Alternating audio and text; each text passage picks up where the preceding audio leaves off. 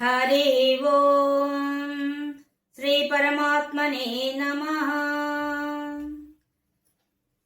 శ్రీ నారాయణ భట్టతిరి గారు రచించినటువంటి శ్రీమన్నారాయణంలో మనం ఈరోజు 24వ దశకానికి వచ్చేసాం. ఇందులో ప్రహ్లాద చరితే శ్రీ నృసింహ ఆవిర్భావ వర్ణనం అనే విషయం దీంట్లో సారాంశం, ముఖ్య అంశం. మనకి నరసింహ అవతారం అందరికి తెలిసిన విషయమే, మరియు ప్రహ్లాద చరిత్ర అందరికి తెలిసిందే. భాగవతంలో చాలా అద్భుతంగా వివరించిన సన్నివేశం ఇది. ఆ అంశాన్ని మనకు రెండు దశకాలతో వివరిస్తున్నారు నారాయణ భట్టతిరి గారు. అక్కడ 7వ స్కందంలో ఉన్న విషయాన్ని ఈయన 2 దశకాలతో వివరిస్తున్నారు. ఇక దీంట్లో ఉన్న విషయం చెప్పుకుంటూ వెళ్దాం. భాగవతంలో ఉన్న విషయం ఏంటంటే, ఆ సందర్భం ఏంటంటే, సుఖ మహర్షిని పరీక్షిత్ మహారాజు అడుగుతాడనమాట. ఏమని, విష్ణుమూర్తి ఎందుకు రాక్షసుల కోసంగా వెదికి మరీ సంహరించవలసి వచ్చింది, ఆ విషయాన్ని నాకు వివరంగా తెలుపవలసింది అని అడుగుతాడు. అందులో ఏ స్వార్థము లేకుండా రాక్షసుని సంహరిస్తున్నాడు, అది ఎలా అని అడుగుతాడు.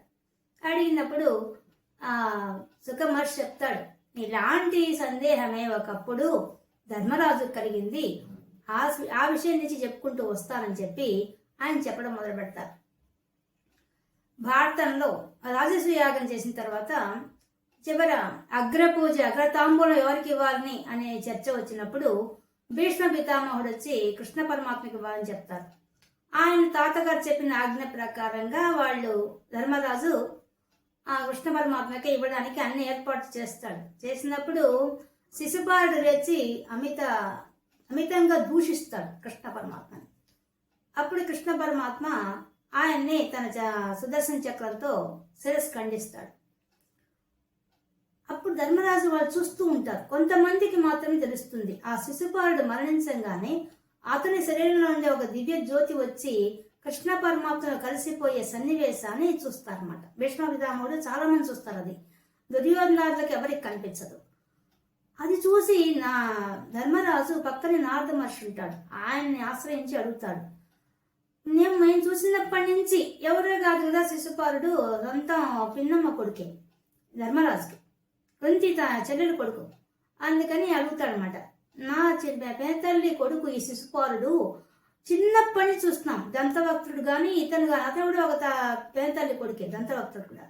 ఇద్దరు మేము చిన్నప్పటి నుంచి చూస్తున్నాం, కృష్ణుని ఎప్పుడు ద్వేషిస్తూనే ఉన్నారు వాళ్ళు. అలాంటి వాడు ఈ రోజు చక్రాయుధంతో మరణించమే కాకుండా అతనిలోని దివ్య జ్యోతి పోయి ఆ పరమాత్మల కలయడం నేను ఇప్పుడు చూశాను స్పష్టంగా. ఇంతటి భాగ్యం అతనికి ఎలా కలిగింది? ఏమి పూజలు చేసేవాళ్ళకి కానీ నిత్యం భగవంతుని ఆరాధించే వాళ్ళకు కూడా కలగని అదృష్టం ఇతనికి ఎలా కలిగింది అని అడుగుతాడు. అప్పుడు నారద మహర్షి, ధర్మరాజా, ఇతడు పూర్వజన్మ వృత్తాంతం తెలుసుకుంటే కానీ ఈ విషయం నీకు తెలియదు. ఇతడు పరమ భాగవతోత్తముడు. ఇతడు ఈ శిశుపాలుడు ఎవరు అనుకుంటున్నావు నువ్వు? వీళ్ళు ఒకప్పుడు సనక సనాంది ఋషులు వైకుంఠానికి వచ్చినప్పుడు వైకుంఠంలో ఉన్న ద్వారపాలకులే ఈ శిశుపాలుడు దంతభక్తుడు అనేవాళ్ళు. వారు జయ విజయులు. వాళ్ళు ఈ సనక సనాందాది ఋషులు వచ్చినప్పుడు వాళ్ళు సనక సనాందాది ఋషులు ఎలా ఉంటారంటే చిన్న పిల్లకాయలాగా దిగంబరులుగా ఉంటారు. అందువల్ల వాళ్ళను లోపలికి అనుమతి ఇవ్వలేదు. కానీ అప్పుడు చెప్తారు వాళ్ళు సనకాది ఋషులు, మేము 6 ద్వారాలు దాటి వచ్చాం, 7వ ద్వారం దగ్గర అడ్డగిస్తున్నారంటే మాకు 6 ద్వారాలు కూడా ప్రవేశం ఉందంటే మాకు అర్హత ఉంది కదా అన్న కూడా వాళ్ళు ఒప్పుకోరు. అప్పుడు కోపం వచ్చి, మీకు తమోగుణంతో రజోగుణంతో ఉన్నారు కాబట్టి రాక్షసులే జన్మించండి 3 జన్మలను శపిస్తారు. వెంటనే పరమాత్మ వచ్చి, నేనే వాళ్ళు అడుగుతారు, మాకు పర్వాలేదు శపించినా కూడా 3 జన్మల్లో కూడా మేము పరమాత్మ మర్చిపోకూడదని జయ విజయులు అడుగుతారు. పరమాత్మ అనుగ్రహిస్తాడు, నేను మీకోసంగా అవతరిస్తాను, మీరు వైర భక్తితో నాతో శత్రుత్వంతో ఉండే భక్తితో నన్ను త్వరగా చేరుకుంటారు అని వరం ఇచ్చేస్తాడు. ఇదంతా మనం ముందు దశకాలు చెప్పుకున్నాం. అలా చెప్పిన తర్వాత వాళ్ళు 3 జన్మలు తీసుకుంటారు. మొదటి నారద మహర్షి చెప్తున్నారు ధర్మరాజుకి, ఈ విధంగా భయముతో గాని, స్నేహంతో గాని, ప్రేమతో గాని, శత్రుత్వంతో గాని ఎవరైనా సరే సర్వకాల సర్వావస్థల్లో ఆ భగవంతు నామాన్ని వదిలిపెట్టకుండా మనసులో ముద్రించుకుంటారో అలాంటి వాళ్ళకి ఈ మోక్షం అనేది లభిస్తుంది అని నారద మహర్షి చెప్తాడు ధర్మరాజుకి. చెప్పి అప్పుడు చెప్పుకుంటూ వస్తాడు, వీళ్ళే ఈ జయ విజయులే మొదటి జన్మలో హిరణ్యకశిపుడుగాను, త్రేతాయుగంలో రాముని కాలంలో రావణ కుంభకర్ణుగాను, ఇప్పుడు మన ద్వాపర యుగంలో వీళ్ళిద్దరూ శిశుపాల దంతవక్తులుగా మీ పిల్లతల్లి పిల్లలుగా పుట్టారు. వీళ్ళు ఆ విధంగా మోక్షం సంపాదించారనే విషయాన్ని స్పష్టం చేస్తాడు. అప్పుడు ధర్మరాజు అడుగుతాడు, హిరణ్యకశిపుడు గురించి చెప్పినప్పుడు పసిపిల్ల వాడని చూడకుండా చాలా శిక్షలు విధిస్తాడు ప్రహ్లాదుడికి అన్నప్పుడు ఆ వృత్తాంతం కూడా నాకు తెలియజేయవలసింది అని అడుగుతాడు. పరీక్షిత్ మహారాజు కూడా అడుగుతాడు, చిన్న భాగవతోత్తమైన అంత చిన్న పిల్లవాడికి అన్ని శిక్షలు విధించాల్సిన అవసరం వచ్చింది హిరణ్యకశిపుడికి, ఆ విషయాన్ని వర్ణించమని అడుగుతాడు. అప్పుడు నారద మహర్షి చెప్తున్నారు ఏమని, ఈ యొక్క హిరణ్యాక్షుడిని సంహరించాడు. హిరణ్యాక్షుడు హిరణ్యకశిపుడు అనే వాళ్ళు కశ్యపుడికి దితికి పుట్టినవాడు. మనం ఇదంతా ముందు చెప్పుకున్నాం. దితి అర్ధ సంధ్య వేళ వచ్చి కామోద్రేకంతో తనకు సంతానం కావాలని కోరడం, కశ్యపుడికి సమయం కాదని చెప్పినా ఒప్పుకోకపోవడం, తర్వాత మనకు చెప్తాడు ముందే పుట్టేవాళ్ళు మంచి వాళ్ళుగా పుట్టారు, దుష్టులుగా పుడతారు అని కూడా చెప్తాడు. ముల్లోకాలను ఏడిపించేవాళ్ళు పుడతారని కూడా చెప్తాడు. అయినా కూడా ఆమె ఒప్పుకోదు. తర్వాత పశ్చాత్తాపడుతుంది, నాకు ఇలాంటి పిల్లకాయలు పుడతారని బాధపడుతుంది, కానీ మనవుడు చాలా అద్భుతమైన పుడతాడని చెప్తాడు. దాంతో సంతోషిస్తుంది దితి. ఇక మనకి కథాంశాల్లో దశకాల్లో మనకు హిరణ్యాక్షుడి కథ అయిపోయింది. వరాహ అవతారం గురించి చెప్పడం కూడా అయిపోయింది. కాబట్టి వరాహ అవతారం హిరణ్యాక్షుడు మరణించిన తర్వాత హిరణ్యకశిపుడు పెద్దవాడు, చిన్నవాడు హిరణ్యాక్షుడు. కాబట్టి హిరణ్యకశిపుడికి తల్లి దితి, మళ్ళీ హిరణ్యాక్షుడికి కూడా 4 పిల్లలు భార్య ఉంటారు. వాళ్ళంతా కూర్చొని ఏడుస్తుంటారు. అనేక మంది భార్యలు కూడా ఉంటారు, ఏడుస్తుంటారు. ఆ సమయానికి హిరణ్యకశిపుడు అక్కడికి వస్తాడు. వచ్చి అసలు హిరణ్యకశిపుడు మాట్లాడుతుంటే భాగవతంలో ఇంత గొప్ప జ్ఞాని ఈ విధంగా ప్రవర్తించాడని మనకు ఆశ్చర్యం కలుగుతుంది. అంత అద్భుతమైన మాటలు చెప్తాడు. అంటే ఒక రాజు మరణిస్తే వాళ్ళ భార్య పిల్లలు ఏడుస్తుంటే ధర్మరాజు ఒక చిన్న పిల్లవాడి వేషం వేసుకొని వచ్చి జ్ఞానబోధ చేస్తాడు. ఆ జ్ఞానబోధంతా వరిస్తాడు హిరణ్యకశిపుడు భాగవతంలో. అది చెప్తాడు. మళ్ళీ ఇంకో కథ కూడా చెప్తాడు. ఒక బోయేవాడు వచ్చి 2 పక్షులుంటే పిల్లల్ని పెట్టుకొని గూడు పెట్టుకొని ఉంటే ఆ ఆడపక్షిని బంధిస్తాడు. మగ పక్షి చెట్టు మీద కూర్చొని అంటుంటుంది ఆడపక్షిని చూసి, ఈ దుర్మార్గుడు నేను బంధించాడు, ఇంకా రేపు ఉదయం నుంచి నా పిల్లలకి ఎవరు ఆహారం తెచ్చి పెడతారు, నేను ఏ విధంగా వీళ్ళని పోషించాలా, మా తల్లి ఏది అని అడిగితే ఏం చెప్పాలి అని ఏడుస్తుంటాడు. ఆ పక్షి ఏడుస్తుంటుంది, మగ పక్షి. అంతలో ఆ బోయేవాడు బాణం వేసి దాన్నే ముందు చంపేస్తాడు. ఆ మగ పక్షిని చంపేస్తాడు. ఇంకా ఆడపక్షి బతికే ఉంది అని చెప్పి ఈ విధంగా కాలం అనేది ఎలా ఉంటుందో, భగవంతుడి యొక్క మరణం ఎలా విధిస్తాడో విధి విధానం ఎవరు చెప్పగలరు అని తల్లికి మళ్ళీ హిరణ్యాక్షుడి యొక్క భార్య పిల్లలకు ధైర్యం చెప్తాడు. ధైర్యం చెప్పి మళ్ళీ తన మందిరానికి వచ్చేసేసి అమిత క్రోధానికి గురవుతాడు. నా సోదరుడు నేను ఇద్దరం ఒకేసారి పుట్టిన వాళ్ళని తల్లి గర్భంలో కవల పిల్లకాయలు కదా ఇద్దరు, ఒక నిమిషం తేడాతో పుట్టే ఇద్దరు, మే ఇద్దరం ఒకేసారి పుట్టాము. నా తమ్ముడు ఎంత బలపరాక్రమాలు గలవాడు, ముల్లోకాలను జయించే అంత గొప్పవాడు, అటువంటి వాణ్ణి ఒక వరాహ రూపం దాల్చి ఆ విష్ణుమూర్తి సంహరించాడంటే ఏమనుకోవాలి. అటువంటి వాడిని నేను సంహరిస్తాను, నేను నా త్రిశూలంతో రక్త తర్పణ చేస్తాను అతను సంహరించి అని అప్పుడు నిర్ణయం తీసుకుంటాడు. తీసుకుంది కాక వచ్చే రాక్షసుల సభ ఏర్పాటు చేసి వాళ్ళందరి ముందు కూడా చెప్తాడు, మన ప్రభు అయినటువంటి నా తమ్ముడైనటువంటి హిరణ్యాక్షుడు బలపరాక్రమలు కలవాడు, అమిత తేజోవంతుడు, అతడు ఎవరు ఎదిరించలేని వాడు, ఈ విధంగా ఆ యొక్క విష్ణుమూర్తి వల్ల మరణించాడు కాబట్టి అతన్ని ఆ విష్ణుమూర్తిని నేను రక్త తర్పణ చేసేదాకా వదిలిపెట్టనని చెప్తాడు. చెప్పి అంటే దానికి కావాల్సిన బలం కావాలి అని చెప్పి బ్రహ్మదేవుడి కోసం తపస్సు చేయడానికి వెళ్ళిపోతాడు. వెళ్ళి ఘోరమైన తపస్సు చేస్తాడు. ఎంత ఘోరమైన తపస్సు చేస్తాడు అసలు. వంటికాల మీద నిలబడి అన్ని రకాలుగా చేసి పూర్తిగా ఎలా అయిపోతుందంటే ఆయన చుట్టూ పెద్ద వల్మీకం వచ్చేస్తుంది, పొట్ట వచ్చేస్తుంది. ఆ పొట్ట మీద మళ్ళీ చెట్లు వచ్చేస్తాయి. అంత భయంకరంగా చేస్తాడు. లోపల మనిషి అస్థిభంజనం అయిపోతాడు అసలు. అలా అయిపోయిన తర్వాత ముల్లోకాలు గజగజ నడిపోతాయి. ఒక పక్క భూమి కంపిస్తుంది, పిడుగులు పడతాయి, రకరకాలమైన వాతావరణం మారిపోతుంది. అప్పుడు దేవతలంతా పోయి బ్రహ్మదేవుని ప్రార్థిస్తారు, మీకోసం ఒక భక్తుడు అక్కడ తపస్సు చేస్తున్నాడు, ప్రకృతిలో మార్పు వస్తున్నది, మీరు ఆయన గురించి పట్టించుకోవడం లేదని చెప్తారు, విన్నవించుకుంటారు. బ్రహ్మదేవుడు అప్పుడు చూస్తాడు, వెంటనే ఆయన బయలుదేరి వచ్చేసరికి పూర్తిగా పుట్టలో ఉంటాడు. వెంటనే ఆయన తన కమండలంలో నీళ్లు తీసుకొని ఆ పుట్ట మీద చల్లుతాడు. చల్లంగానే పుట్ట భేదించుకొని వస్తాడు. చూస్తే అస్థిపంజరమే, అయినా కూడా రోడ్లో మంత్రం ఆగకుండా చెప్తున్నాడు ఆ బ్రహ్మదేవుడి గురించి. ఆశ్చర్యపోతాడు. అసలు ఎవరిని మెచ్చుకొని వాడు బ్రహ్మదేవుడు మెచ్చుకుంటాడు. ఎవరిని ఈ విధంగా ఎవరు తపస్సు చేయలేదు నీలాగాను, ఇంతవరకు నేను చూడలేదు, ఇప్పటికి చూడలేదు, ఇక ముందు ఇంత మాత్రం చేస్తారు, ఎవరు చేస్తారు నేను అనుకోవడం లేదు, ఇంత అద్భుతంగా తపస్సు చేశామని చెప్పి. అంటే ఆయనకి ఏమి అస్థిపంజరం ఏం మాట్లాడలేకపోతాడు. మళ్ళీ కమండలం నీళ్ళు చదవంగానే ఆయన అద్భుతంగా చూసి కన్నీళ్లు గారుతూ, నాకు ప్రత్యక్షమయ్యావా స్వామి అంటూ అప్పుడు స్తోత్రం చేస్తాడు. ముందు బ్రహ్మదేవుడే ఆయన మెచ్చుకుంటాడు, తర్వాత ఆయన స్తోత్రం చేస్తాడు. ఎంత నీకేం వరం కావాలో కోరుకో ఉంటాడు. నాకు అమరత్వం కావాలి, నేను మరణించకూడదు అంటాడు.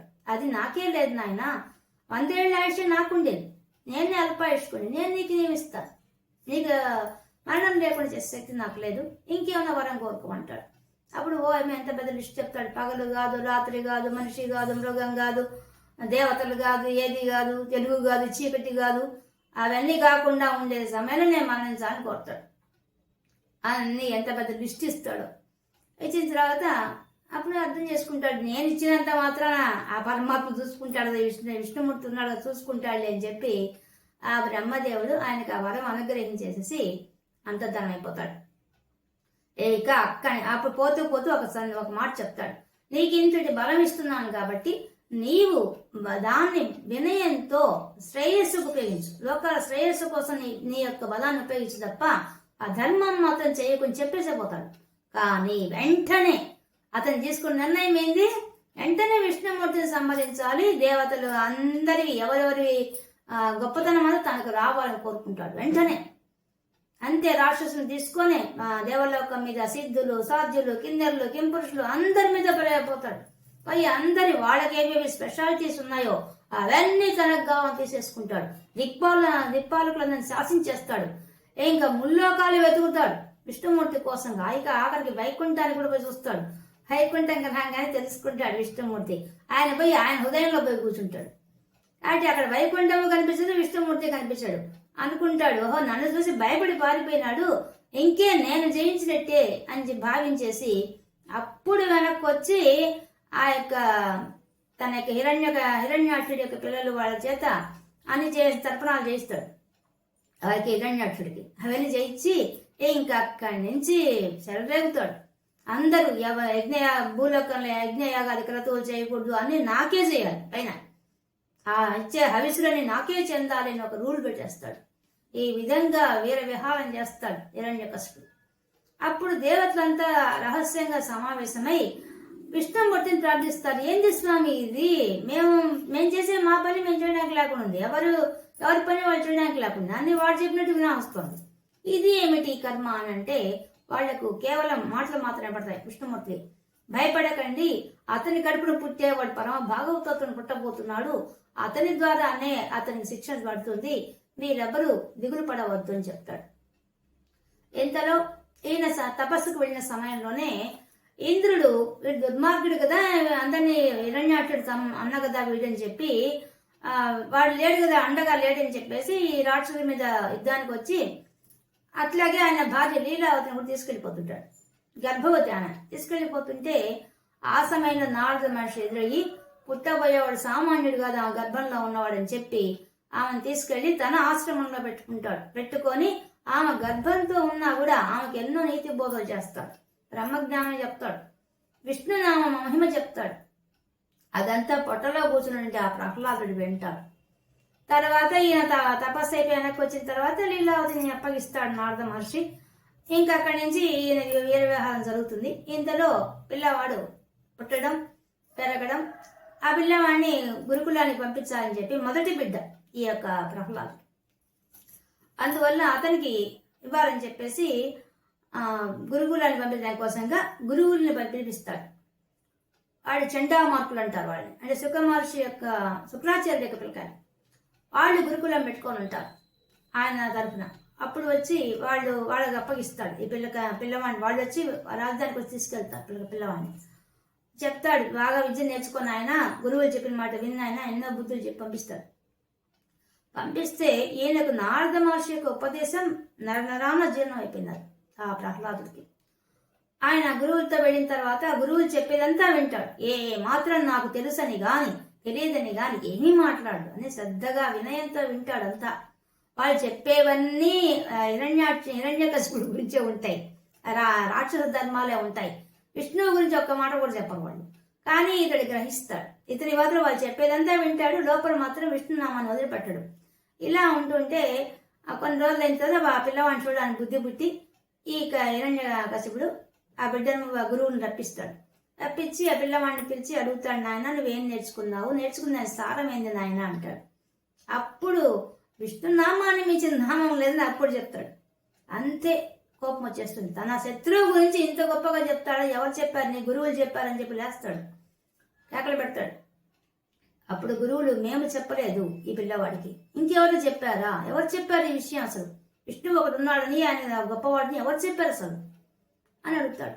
గురువులు ఇంకా తెలుసుకొని రాజు ఆగ్రహిస్తున్నాడని వాళ్ళు మాకు ఒక అవకాశం ఇవ్వండి, మేము ఇతన్ని మారుస్తామని చెప్పి తీసుకెళ్లి మళ్ళీ సకల శాస్త్రాలు నేర్పిస్తారు. అన్ని న్యూట్రుగా నేర్చుకుంటాడు ప్రతిదీ. కానీ ఇతని మనసులో మాత్రం విష్ణు చింతన వదిలిపెట్టాడు. మళ్ళీ తీసుకొచ్చి రాజు తీసుకొస్తారు. అప్పుడు అడిగితే అప్పుడు అదే మాట చెప్తాడు, ఏది విష్ణునామే చాలా గొప్పది తండ్రి, నీకు తెలియకుండా ఉంది, ఈ జీవితం శాశ్వతమైంది కాదు, శరీరం శాశ్వతమైంది కాదు అని చెప్పి ఇంకా బాగా చెప్తాడు. శాస్త్రజ్ఞానం ఇంకా ఎక్కువ ఇతనికి. ఇంకా అక్కడే కోపం వస్తుంది. అప్పుడు గురువులు ఈసారి మేము బంధించి చెప్తామని చెప్పి తీసుకెళ్తారు, 3వసారి తీసుకెళ్తారు. కానీ ఈ లోపల వాళ్ళు గురువులు చెప్తారు, ఇతను శిక్షించండి, ఇంకా లాభం లేదు, ఇతడు మామూలుగా లేడు, ఎవరు చెప్పినా వినేటట్టుగా చెప్తే అప్పుడు చాలా కఠినమైన శిక్షలు విధిస్తాడు. కొండల మించి తోసేస్తాడు, పాముల చేత కరిపిస్తాడు, సోదాలతో పొడిపిస్తాడు, ఏనుగుల చేత తొక్కిస్తాడు. ఎంత పెద్ద లిస్ట్ ఉందో భాగవతంలో, ఎన్నో పనులు చేస్తాడు. ఎన్ని చేసినా ఆ పిల్లవాడికి ఏం కాదు. విచిత్రం ఏంటంటే అన్ని చేస్తున్నా ఆ పిల్లవాడు కుయ్యి అని మాట్లాడు, ఒక్క ముక్క కూడా మాట్లాడు, వద్దు అని గాని అమ్మ అబ్బా అని గాని ఒక్క మాట కూడా మాట్లాడు. కనీసం చేతి కూడా అడ్డం పెట్టాడు కొడుతుంటే. వాళ్ళు సూదాలతో పొడుస్తారే, అన్నిటితో కత్తులతో పొడుస్తారే, ఎన్ని చేసినా ఆ శరీరంలో ఒక్కరు కూడా మార్పు రాదు. నిరంతర చింతన మాత్రం వదిలిపెట్టాడు, భగవన్ నామాన్ని వదిలిపెట్టాడు. ఇలా ఉంటే మళ్ళీ గురువులు మేము తీసుకెళ్తామని తీసుకెళ్లి అతను బంధించి మరీ పెట్టుకుంటారు వాళ్ళ గురుకులంలో. కానీ ఆ గురువులు లేని సమయంలో అక్కడుండే రాక్షస పిల్లకాయలందరికీ కూడా ఈయన హితబోధ చేస్తాడు. ఈ బ్రహ్మజ్ఞ విష్ణువు నా మహిమ గురించి చెప్తాడు. మీరు చూస్తూనే ఉన్నారు కదా, మనలాగా పుట్టిన చిన్న వయసు పిల్లకాయలు కూడా మరణిస్తున్నారు కదా, ఎప్పటికైనా మనకు మరణం తప్పదు కదా, అలాంటి అప్పుడు ఎందుకు ఈ గురువులు చెప్పి ఈ మాటలు వెంట వెళ్తారు, నేను చెప్పి నా మాటలు వినండి అని చెప్పి అద్భుతంగా వాళ్ళకి మాటలు చెప్తాడు. అప్పుడు వాళ్ళు అడుగుతారు, మన గురువులు చెప్పండి, నీకెవరు చెప్పండి, ఈ జ్ఞానం నీకెక్కడిది అడుగుతారు వాళ్ళు. భాగవతంలో చాలా బాగుంటుంది విషయం. అప్పుడు వాళ్ళకి చెప్తాడు, నాకు బాగా గుర్తుంది, నా తల్లి గర్భంలో ఉన్నట్టు వాళ్ళు వచ్చి చెప్పారు, నా తల్లి మళ్ళీ ఇక్కడికి వచ్చిన తర్వాత ఈ మాయలో పడిపోయి ఆమె మర్చిపోయింది, కానీ నాడు చేసిన ఉపదేశాన్ని నేను మర్చిపోలేదని చెప్తాడు. చెప్పి వాళ్ళకి ఇంకా చెప్తాడు. అప్పుడు వాళ్ళు ఏం చెప్పిన దానికే లొంగిపోయే పిల్లకాయలంతా ఆ గురువులు రాగానే గురువులు చెప్పేదంతా ఇదంతా అసత్యము, రహదారులు చెప్పింది సత్యం అని మాట్లాడతాం. అప్పుడు ఇంకా గురువులు మన వల్ల కాదు ఇతన్ని భరించడం అని చెప్పి తీసుకొచ్చి హిరణ్యకశిపుడి దగ్గర తీసుకొచ్చి ఈ పిల్లవాడికి చెప్పడం మా వల్ల కాదు ఇంకా, ఎందుకంటే ఇతడు అక్కడున్న పిల్లకాయని కూడా పోటు చేసాడు, మేము ఇంక వాళ్ళని మళ్ళీ దారిలో తెచ్చుకోవాలి, అందుకని ఇతని మాత్రం ఇంక మీరేం చేసుకుంటారో చేసుకోండి అని చెప్పి ఆ హిరణ్యకశిపుడికి అప్పగిస్తారు. అప్పుడు హిరణ్యకశిపుడు చాలా బాగా మాట్లాడతాడు, అక్కడ నీవు ఎవరు చూసుకొని ఏ బలం చూసుకొని నువ్వు ఈ విధంగా ప్రవర్తిస్తున్నావు, అసలు సాటి పిల్లలు కూడా నీలాగా మారిపోయారంటే నువ్వు ఎంత మార్పు చేసావు, ఏ కదా గురువులు వచ్చి నా వల్ల కాదని చెప్పి అప్పగిస్తున్నారు, ఎందుకు ఇలా చేసావు, నువ్వు ఎవరు చెప్పారు నీకు, ఏంది నీ బలం ఏంది అని అడుగుతాడు. బలం నాకేం తండ్రి, నీకు నాకు అందరికీ బలం ఆ విష్ణువే అని మళ్ళీ చెప్తాడు. చెప్తే ఇంకా కోపంతో రగిలిపోతాడు. ఎక్కడున్నాడు చూపించు, అంతటా ఉన్నాడు, మాటి మాటి చెప్తాడు, అంతటా ఉన్నాడు, విశ్వాత్ముడు చెప్తూనే ఉంటాడు. అంతటా ఉన్నాడు అంటున్నావు కదా, చూపించు, ఎక్కడున్నాడు, ఇక్కడున్నాడా, అక్కడున్నాడా, ఎక్కడున్నాడు, చూపించు చూపించు చూపించు అడుగుతాడు. అంతే, అంతా లేదు ఇక్కడ లేదు అడుగుతావేంది, అంతటా ఉన్నాడు నేను ఒక్కొక్క చెప్తుంటే ఇక్కడున్నాడు అక్కడున్నాడు అడుగుతావేంది అని చెప్తాడు. చెప్పినప్పుడు ఒక పెద్ద స్తంభం చూపించి ఆ స్తంభంతో వేసి కొడతాడు. కొట్టే ముందు కత్తి జుడిపించి భయంకరంగా ఎగురుతూ ఆ పిల్లవాడి ముందు ఆ పిల్లవాడి భయపడి పెద్దగా చేస్తాడు. కానీ అతను ఏం జంకడు బెనకడు గమ్మని ఉంటాడు, చూస్తుంటాడు తండ్రి చేసే పనులు. ఈ స్తంభంలో ఉంటాడంటే ఉంటాడని చెప్తాడు. అంతటా ఉన్నవాడు ఉంటాడు, నాలోనే కూర్చో ఉన్నవాడు అని చెప్తాడు. అతను ఆశ్చర్యపోతాడు. నేను ఇన్ని చేసినా, విషం పాలిచ్చినా మరణించలేదు, నేను తొక్కిచ్చినా మరణించలేదు, ఇన్ని చేసావంటే నీ శరీరంలో ఒక్కరో కూడా మార్పు రాలేదంటే అతడు ఎక్కడున్నాడు, నాలో ఉన్నాడు, అంతటా ఉన్నాడని చెప్తాడు. అప్పుడు ఆ స్తంభాన్ని బోలగొడతాడు. దాంట్లోంచి ఆయన చెప్పినట్టే ఆయన ఏ వరం కోరాడో ఆ వరం ప్రకారంగానే నరసింహస్వామి అవతరిస్తారు. మనకి ఈ దశకంలో ఇక్కడ దాకా చెప్పారు. తర్వాత దశకంలో నరసింహస్వామి అవతరించడం, దాని యొక్క విశిష్టత మొత్తం చెప్తారు ఈ నారాయణ భట్టతిరి గారు. కానీ అద్భుతంగా చెప్పారు. ఈ యొక్క దశకంలో 10 శ్లోకాల్లోనే భాగవతంలో ఇంత విషయాన్ని దాని సంగ్రహంగా చెప్పడం చాలా కష్టమైన విషయం. కానీ అద్భుతంగా చెప్పారు ఇంత విషయాన్ని అంత కలిపి. ఇంకా మనకు తెలిసేది ఈయన చరిత్రలో శ్రీమన్ నారాయణ భట్టతిరి గారి యొక్క విషయాన్ని మనకు తెలిసే విషయం ఏంటంటే, ఇందులో చివరి శ్లోకం వచ్చేసరికి ఆయన ఆ నరసింహ అవతరించినప్పుడు ఆయనకు మాటలు రాలేదు. ఏం మాట్లాడాలి, ఆయన ఎట్లా వర్ణించాలో అర్థం కాలేదు. అయ్యమని గడిపాడు. ఆ ప్రహ్లాదుడి గురించి హిరణ్యకశిపుడి గురించి అంతా వర్ణించాడు, కానీ ఆ స్తంభాన్ని పాల్గొనడం కూడా వర్ణించేశాడు. కానీ ఆయనకి ఆ భావావేశంలో ఆ నరసింహస్వామిని చెప్పడానికి వర్ణించడానికి మాటలు రాలేదు ఆయనకి. అప్పుడు భగవంతుడు ప్రార్థించాడు, స్వామి నేను పలకలేకపోతున్నానయ్యా, నేను గురించి నన్ను అనుగ్రహించమని చెప్పి చివరి శ్లోకంలో అదే అడుగుతాడు. అడిగితే అప్పుడు ఆయన చరిత్రలో ఉండే విషయం అది. ఆ నరసింహస్వామి ఆయనకు ప్రత్యక్షం అవుతాడు. ఆ గుళ్ళో ప్రత్యక్షమయ్యి ఆయనకు పలికే శక్తి ప్రసాదిస్తారు. ఆ తర్వాత నరసింహ అవతారం గురించి ఆయన తర్వాత దశకంలో వర్ణించారు. కానీ ఆ పదాలు, ఆ చెప్పిన విధానము చూస్తే నరసింహస్వామిని పదాలతో చెప్పించేశాడు నారాయణ భట్టతిరి గారు. అంత గొప్పగా రచించారు. ఇంత అనుగ్రహాన్ని, ఆ భగవంతుడి యొక్క అనుగ్రహాన్ని పొందిన వాడు నారాయణ భట్టతిరి గారు. అటువంటి ఆయన రచించినటువంటి ఈ రోజు ఈ 24వ దశకంలో ఉండే ప్రహ్లాద చరితే శ్రీ నృసింహ ఆవిర్భావ వర్ణనం అనే విషయాన్ని చూద్దాం. హిరణ్యకశిపునికి నీలావతికి 5 మంది పిల్లకాయలన్నమాట. మొట్టమొదటి వాడు ప్రహ్లాదుడు, తర్వాత అనుహ్లాదుడు, సంహ్లాదుడు, హ్లాదుడు, చివరిగా ఆడపిల్ల సింహిక. ఈ సింహికనే రాహు యొక్క తల్లి.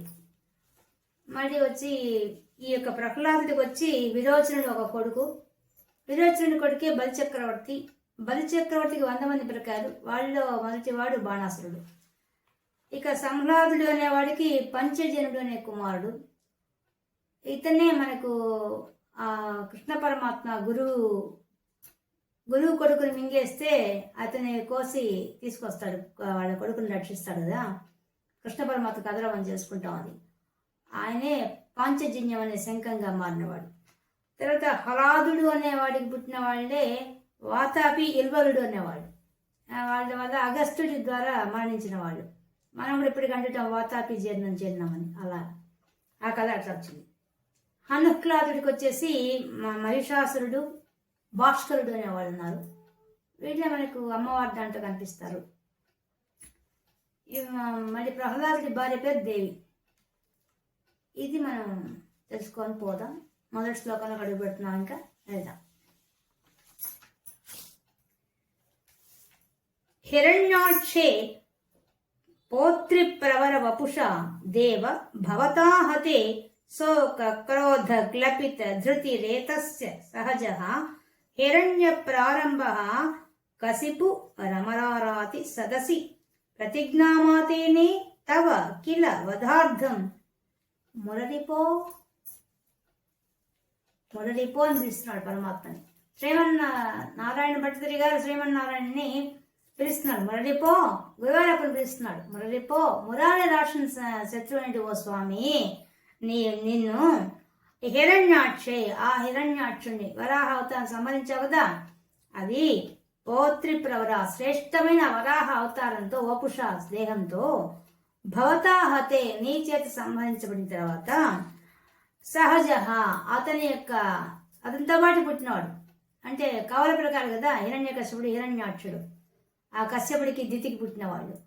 వాళ్ళిద్దరిలో తోబుట్టుకునే వాడు మరణించిన తర్వాత ఆయనకేం కలిగింది? హిరణ్యకశిపుడు కాస్త శోక దుఃఖం వచ్చింది, క్రోధ కోపం వచ్చింది. గ్లపిత ధృతి రేతస్య, ధృతి అమితమైన కోల్పోయే అనే బాధ చేత కోపం వచ్చింది. కోపంతో కూడా అతడికి వ్యతిరేకమైన అంటే ధైర్యం కూడా కొంచెం కోల్పోయాడు. అంటే తన యొక్క ఇంద్రియ నిగ్రహాన్ని కోల్పోయేసి హిరణ్య ప్రారంభ, అతడికి హిరణ్య అనే పేరు ముందు ఉండి కశిపుడు హిరణ్య కశిపుడు అయ్యాడు. ఆయన ముందు హిరణ్య అనే పేరు ఉండి తర్వాత హిరణ్య కశిపుడు అయ్యాడు. అమరారాతి సదసి, ఆయన ఏం చేశాడు? ఆ అమరా అంటే దేవలోకం, స్వర్గలోకం. ఆ స్వర్గలోకానికి ఉండే వాళ్ళకి వ్యతిరేకంగా శత్రువైనటువంటి ఆ రాక్షసుల ముందు ఆ సదస్సులో ప్రతిజ్ఞ చేశాట ఆ హిరణ్యకశిపుడు. ఏమని? తవ కిల వదార్థం, నిన్ను సంహరిస్తాను, ఓ స్వామి నిన్ను సంహరిస్తా అని చెప్పి ఆ హిరణ్యకశిపుడు తన యొక్క సభలో ప్రతిజ్ఞ చేశాడు కదా అని స్తోత్రం చేస్తున్నారు. మనకు భాగవతంలో ఈ విషయం అద్భుతంగా ఉంటుంది. హిరణ్యాక్షుని చంపిన శ్రీహరిపై హిరణ్యకశిపుడు ఆగ్రహోదగ్రుడై తన సభా మంటపంలో చిందులు తొక్కుతూ అక్కడున్న త్రిమస్తక, త్రిలోచన, శకుని, శంబర, నముచి, శతబాహు, హయగ్రీవ, పులోమ, విప్రచిత్తి మొదలైన ప్రముఖ దైత్య దానవులతో మా తమ్ముని హతమార్చిన ఆ మాయావి వరాహం ఎక్కడ దాగి ఉన్న ఆచూకి తెలుసుకొని విప్రులుండే ప్రదేశాలు, యజ్ఞాలు జరిగే ప్రదేశాలు ధ్వంసం చేయండి. ఆ విష్ణువు అలాంటి చోట్ల దొరుకుతాడు. అలాంటి ఆ వరాహ రూపంలో ఉన్న ఆ విష్ణువుని సంహరించి రక్త తర్పణ చేస్తాను ఆ త్రిశూలంతో అని చెప్పి అక్కడ పెద్ద ప్రమాణం చేస్తాడు. చేసిన తర్వాత మళ్ళీ ఆయన అనుకుంటాడు, ఈయన సంహరించాలంటే బలం ఉండాలి కదా, ఆ బలం కోసంగా తపస్సు చేయాలి, ముల్లోకాలు జయించాలనే ఉద్దేశంతో తపస్సు చేయడానికి మొదలు పెడతాడు ఆ హిరణ్యకశిపుడు. విధాతారం ఘోరం సఖలు తపస్సిత్వా నచరతః పుర సాక్షాత్కుర్వన్ సుర నర మృగోజైర్ అనే నిధనం పరం లబ్ధ్వా దృప్తో జగదిహ భవన్నాయకమిదం పరిక్షుందన్ ఇంద్రాదహరత దివం త్వం అగణయన్. ఏం చేశాడు? విధాతారం, ఆ యొక్క బ్రహ్మదేవుని కొరకు ఘోరమైన ఆ యొక్క హిరణ్యకశిపుడు తపసిత్వా నా చిరత ఖలు, చాలా కాలం నీకోసం తపస్సు చేశాడు కదా స్వామి ఆ హిరణ్యకశిపుడు. నిన్ను చంపాలనే ఉద్దేశంతో ఆ బ్రహ్మదేవుడి కోసంగా ఘోరమైన తపస్సు చేశాడు కదా స్వామి అని ఈయన నారాయణ భట్టు గారు స్తోత్రం చేస్తున్నారు కదా, అలా చెప్తున్నాడు. పురః సాక్షాత్కుర్వన్, తర్వాత పురః అతని ముందు ఆ హిరణ్యకశిపుడు ముందు సాక్షాత్కరించి కుర్వన్ వరం ఇచ్చాడు కదా ఆయన. అడిగేది ఏమని అడిగాడు? సూర్య నర జైహి అనిధనం. నిధనం అంటే అనిధనం అంటే మరణం లేకుండా ఉండేటువంటి వరం కోరాడు. ఎవరి చేత? సుర దేవతల చేత, నరుల చేత, మృగ మొదలైన ఆది అని చెప్పేశాడు. ఇంకా పెద్ద లిస్ట్ ఉంది భాగవతంలో, ఆ లిస్ట్ అంతా కలిసి ఒక పదంగా చెప్పేశాడు. అక్కడ మనకి అడుగుతాడు ప్రహ్లాదుడు, ఈ హిరణ్యకశిపుడు అడుగుతాడు. ఆయన తపస్సు కూడా చాలా ఘోరంగా చేశాడు. హిరణ్యకశిపుడు త్రిలోకాధిపత్యాన్ని చేజిక్చుకొని జరామరణాలు జయించాలనే ఉద్దేశంతో మందర పర్వత సానువులకు పోయి ఘోరమైన తపస్సు ఆచరించాడు. ఒంటికాలి బటనవేలిపై నిల్చుని 2 చేతులు పైకెత్తి ఆకాశం వైపు దృష్టి నిలిపి కఠోరమైన దీక్షతో తపస్సు చేయసాగాడు. అతని శిరస్సు నుండి అగ్నిజ్వాలు చెలరేగాయి. భూమండలం అంతా అదిరిపోయింది. సముద్రాలు అల్లకల్లోలమయ్యాయి. గ్రహ నక్షత్రాలు గతి తెప్పాయి. ప్రాణికోట్లంతా తలడిపోయారు. దేవతలు భీతిల్లిపోయారు. అందరు బ్రహ్మదేవులు పరిగెత్తారు. పోయి ఆయన చెప్పారు, ఈ విధంగా నీకోసం తపస్సు చేస్తున్నాడు, ఆయనకెంత వరం లేకపోతే ఆయన ఇబ్బందిగా ఉందని చెప్పారు. అప్పుడు ఆయన పోయి మందరపర్వతంతో వెళ్ళాడు. హిరణ్యకశిపుడు 1000 దివ్య సంవత్సరాలు తపస్సు చేశాడు ఘోరంగా. దేహజాస లేకుండా తపోనిష్టలో నిమగ్నమయ్యాడు. అతని శరీరంలోని రక్త మాంసాలను చీమలు కీటకాలు తినివేశాయట. చుట్టూ పుట్ట పెట్టాయి. దాని మీద గడ్డి, వెదురు, తుప్పలు మొలిచాయి. అతని శరీర కాంతి సూర్యరశ్మి వలె పైకి కనిపిస్తోంది. అది చూచి విధాత విస్మయం ఉందాడు, ఆశ్చర్యపోయాడు. బ్రహ్మదేవుడు ఆశ్చర్యపడి, ఓ ఓ దానవేంద్ర, ఇక నీ తపస్సు చాలించు. ఇంత ఘోరమైన తపస్సు ఇంతవరకు ఎవరు చేయలేదు. నీ తపస్సులకు సంతసించాను. నీ కోరిక ఏమిటో చెప్పు, తీస్తానని చెప్పి తన కమండ నుండి నీరు తీసుకొని ఆ పుట్టపై చల్లగానే తపస్సు విరమించి కళ్ళు తెరిచి బాగా అక్కడ స్తోత్రం చేస్తాడు. అద్భుతంగా స్తోత్రం చేస్తాడు హిరణ్యకశిపుడు. చేసి తర్వాత ఆయన కోరిక చెప్తాడు. ఓ దేవ పితామహ, నేను ఈ ముల్లాకారులో ఎక్కడికి వెళ్ళినా విజయమే కలగాలి. ఇంట బయట గాని, చీకటి వెలుగుల్లో గాని, ప్రాణి చేత సృష్టించబడే ప్రాణి చేత గాని నాకు చావు రాకూడదు.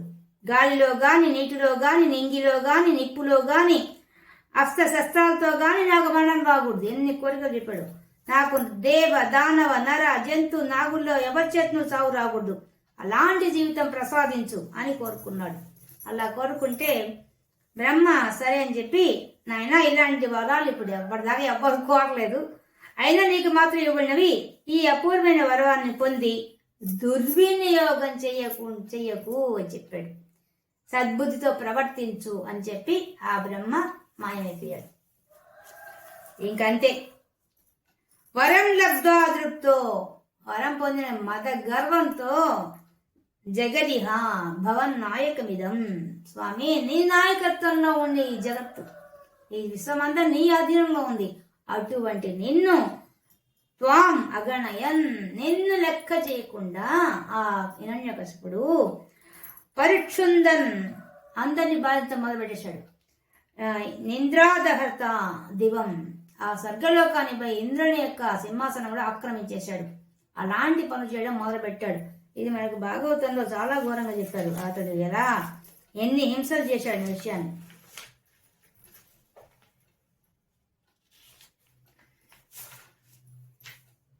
కిన్నెర కింపురుషాదులను అందరినీ దిక్పాలకులు అందరినీ తన స్వాధీనం చేసుకున్నాడు.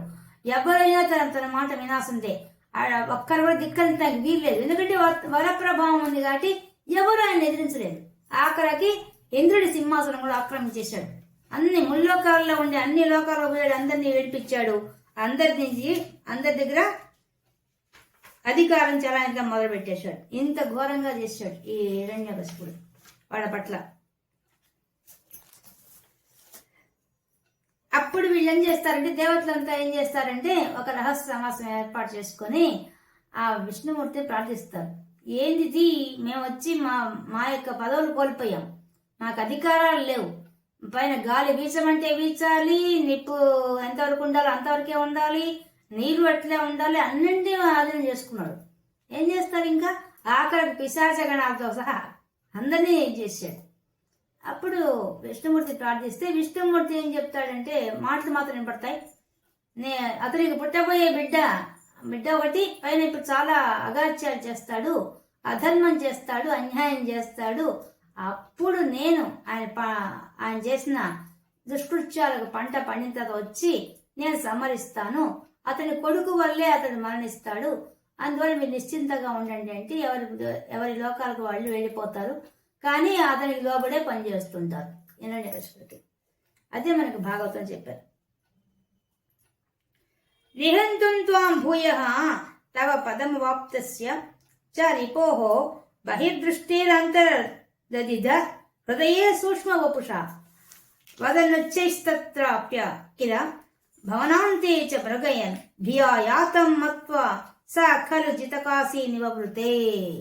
ఏం చేశాడు ఇంకా పోయి, నిహంతుం త్వాం, నిన్ను సమరిస్తా అని చెప్పి, భూయః తవ పదం, స్వామి నిన్ను సమరిస్తా అని చెప్పి నీ వైకుంఠానికి వచ్చాడు కదా, అక్కడ వాప్తస్య నువ్వు కనిపించకపోయేసరికి ఆ రిపోహో ఆ యొక్క నీకు శత్రువు అంటే ఆ హిరణ్యకశిపుడు బహిర్దృష్టి అతనికి మాంస నేత్రానికి కనిపించాడు. బహిర్దృష్టి అంటే బయట తను చూడడానికి కనిపించలేదు, మాంసనేత్రానికి కనిపించాడులే. ఆయన లోపలికి వెళ్ళాడు భగవంతుడు. వెళ్ళి హృదయ స్థానంలో సూక్ష్మ వపుష, సూక్ష్మమైన శరీరంతో ఆయన ఏమైపోయాడు, దధిధ అంటే అంతర్ధానం అయ్యాడు. ఆయన శరీరం లోపలే అంతర్ధానం కూర్చున్నాడు, ఆత్మస్వరూపం వచ్చి కూర్చున్నాడు. కూర్చునేసరికి అక్కడ కనిపించరు, వైకుంఠంలో కనిపించకపోయేసరికి అక్కడ నదన్ పెద్దగా సింహనాదం చేసి ఉచ్చై తత్ర అక్కడ తత్ర అంటే ఆ వైకుంఠంలో పెద్దగా సింహనాదం చేసి కనిపించలేదు. ఆయన వచ్చి ఆయన ఉదయస్థానంలో కూర్చో అన్నాడు. ఈయనేమో బయట చూస్తున్నాడు, కనిపించలేదు. ఇంకా పెద్దగా నవ్వేశాడు. అఖిల భువనాంతే 14 లోకాలంతా మృగయ్యన్ వెతికాడు, అంతటా గాలించాడు. ఎక్కడున్నాడు ఎక్కడున్నాడు అని చెప్పి వెతికాడు. ఎక్కడా కనిపించలేదు. తన లోపల కూర్చోంటే కనిపిస్తాడు, కనిపించలేదు. భియాయాతం మత్వా, ఓహో నన్ను చూసి భయపడి పారిపోయాడేమో అనుకున్నాడు. అనుకొని సకలు జితకాశీ నివృతే. అప్పుడు ఈయనంటున్నాడు, స్వామి ఆ హిరణ్యకశిపుడు పాపం తనలో కూర్చో ఉన్న పరమాత్మను చూడలేక అంతటా వెతికాడు, అన్ని లోకాలు వెతికాడు. చివరికి నువ్వు కనిపించకపోయేసరికి నువ్వు పిరిగివాడివే కనిపించే పారిపోయావు అనుకున్నాడు. అనుకొని తన పాటికి తను నేను జయించాను, విజయం సాధించా అనే గర్వంతో అతడు నివృతే వెళ్ళిపోయాడు కదా స్వామి అంటున్నాడు ఈయన. తతోస్య ప్రహ్లాద సమజనే సుతో గర్భవసతౌ మునేర్వీణాపాణేరధిగత భవద్భక్తి మహిమ స వై జాత్యా దైత్య శిశురపి సమేత్యత్వైరతిం గతస్తద్భక్తానాం వరద పరమోదాహరణతాం.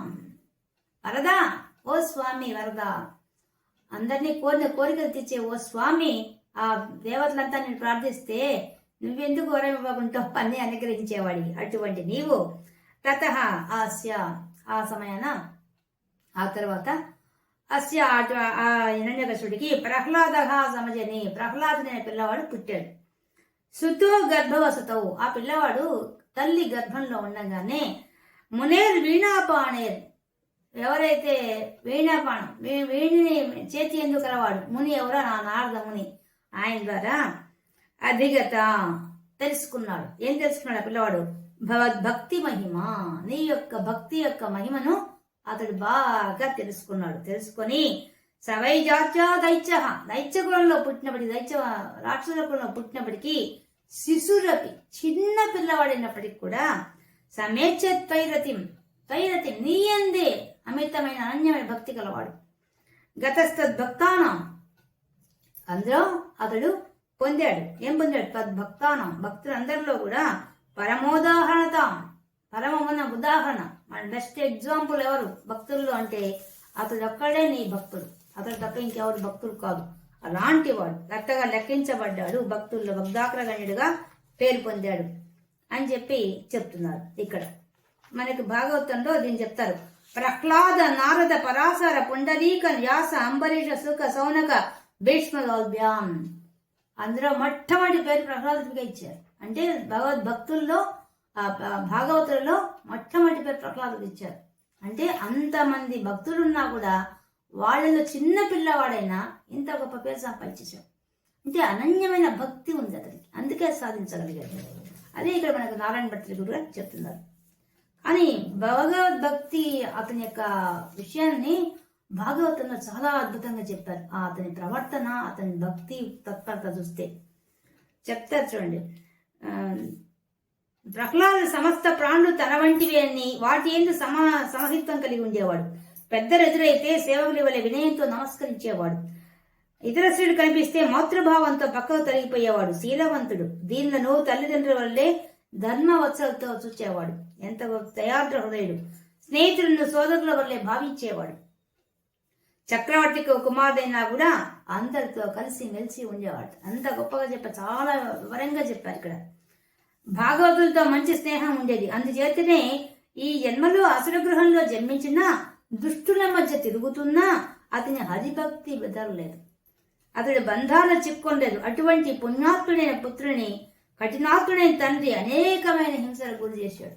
అంత గొప్ప భక్తుడు, భక్తాగ్రగణ్యుడు. అది ఇక్కడ చెప్పాడు నారాయణ భట్ల గారు. అంటే చిన్న పిల్లవాడైనా, అందులో రాక్షస కుమారుడైనా, రాక్షస జాతిలో పుట్టినప్పటికీ అతడు మాత్రం పరమ భాగవతత్వముగా లెక్కింపబడ్డాడు. మొట్టమొదటి వాడుగా లెక్కింపబడ్డాడు. సురారిణాం హాస్యం తవ చరణ దాస్యం నిజసుతే సదృష్ట్వా దుష్టాత్మ గురి విరసి శిక్షిరమం గురుప్రోక్తం చాసౌ విధమిదమభద్రాయ దృఢమితి అపాకుర్వన్ సర్వం తవ చరణ భక్తైవ వ్యవృధే అవృధే. ఇంకా చెప్తున్నా, సురారిణ ఆ దేవతలకు శత్రువైన రాక్షసులంతా కూడా హాస్యం, తవ చరణ దాస్యం, నీ చరణాలు ఆశ్రయించినటువంటి ఆ దాసుడైనటువంటి ఆ ప్రహ్లాదుని చూసి ఈ రాక్షసులంతా ఎక్కడ అపహాస్యం చేస్తారో అని. ఎందుకంటే అతడు ఇంట్లో ఉన్నా కూడా ఎవరితో మాట్లాడగలట. కూర్చొని అతడు మంచినీళ్ళు తాగుతున్నా తిరుగుతున్నా అన్ని పనులు చేస్తున్నా అన్నిటితో ఆ పరమాత్మను చూశాడు. అంత గొప్ప స్థితికి వెళ్ళిపోయాడు. అందువల్ల ఎవరితో మాట్లాడేవాడు కాదు. ఇంట్లో అందరితో ఏం మాట్లాడతాడు? అసలు ఎప్పుడు భగవంతుడు చేస్తాడు ఉంటాడు. మాట్లాడుంటే ప్రపంచ విషయాలు ఏం సంబంధం ఉంటుంది? మాట్లాడేవాడు కాదు. అప్పుడు జడంగా ఉన్నాడు అతడు. జడుగా ఉండేసరికి ఈ యొక్క హిరణ్యకశిపుడికి అనుమానం వచ్చేసింది. తన తోటి ఉండే రాక్షసుల వీరులంతా చూసి అపహాస్యం చేస్తారేమో నా కొడుకుని, అయ్యో ఇట్లా ఉన్నాడు వీడని చెప్పేసి ఒకవేళ గురుకులానికి వెళ్తే ఏమైనా బాగుపడతాడేమో అనే ఉద్దేశంతో నిజసుతే తన కొన్న కొడుకునేటటువంటి పిల్లవాడు ఉన్నాడని చెప్పి దృష్ట్వా దుష్టాత్మ, చూసినట్టు ఆలోచించుంటే ఆ దుష్టుడైనట్టు హిరణ్యకశిపుడు గురుబిరసిచ్చ అమ్ముం అంటే ఆ ప్రహ్లాదుడికి గురువుల దగ్గర శిక్షణ ఇప్పించాలని చెప్పి గురుకులానికి పంపించాడు. పంపిస్తే గురు ప్రోక్తం, గురువులు చెప్తుంటే అసౌ ఆ యొక్క ప్రహ్లాదుడు ఇదమిదం అభద్రాయ అంటే అసత్యాలు, సత్యం కావుగా అన్ని హిరణ్యకశిపుడి గురించి చెప్పేవి కదూ. వాళ్ళు చెప్పేవని ఏం చెప్తారు? విష్ణుమూర్తి గురించి ఏం చెప్పరుగా, అవి మోక్షం ఇచ్చేవేం చెప్పరుగా. వాళ్ళు ప్రపంచంలో ఎట్లా మెలగాలో, ఎవరిని ఎట్లా హింసించాలో, ఎలా ఆక్రమించాలో ఇవి చెప్తారు. అవన్నీ ఇతను నచ్చక దృఢమైన నిశ్చయంతో అపాకుర్వన్ అవన్నీ తిరస్కరించేశాడు మనసులో. పైకి ఏమనలేదు, సర్వం వాళ్ళు చెప్పేవాడిని గురువులు ఎంత చెప్తున్నా అన్ని వింటున్నాడు అంతే. కానీ వాటి అదే సమయంలో ఏం చేస్తున్నాడు?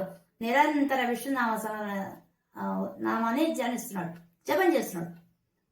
అంతే తప్ప వాళ్ళు చెప్పేదానికి ఇట్లా బాగాలేదు, మీరు అది చెప్పొద్దు ఏం చెప్పడంలా. గమ్మున వింటున్నాడు, కానీ మనసులో మాత్రం వాటిని వ్యతిరేకించేశాడు. అర్థమైపోయింది అక్కడికి వచ్చి కూర్చోగానే, వీళ్ళు చెప్పేవంతా ప్రపంచ విషయాలు చెప్తున్నారు, పరమాత్మ గురించి చెప్పడం లేని విషయం గ్రహించి వాడిని తిరస్కరించాడు మనసులో.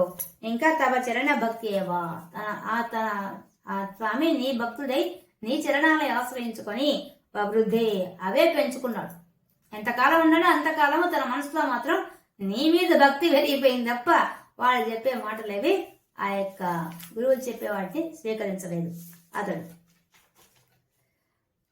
అదితేషు శ్రేష్టం కిమితి పరిపృష్టేద తనయే భవద్భక్తిం పర్యామభిగదతి పర్యాకులధృతి కురుభ్యో రోషిత్వా సహజమతిరస్యేత్యభివిదన్ పదోపాయనస్మిన్ యతనుత భవత్పాదశరణే.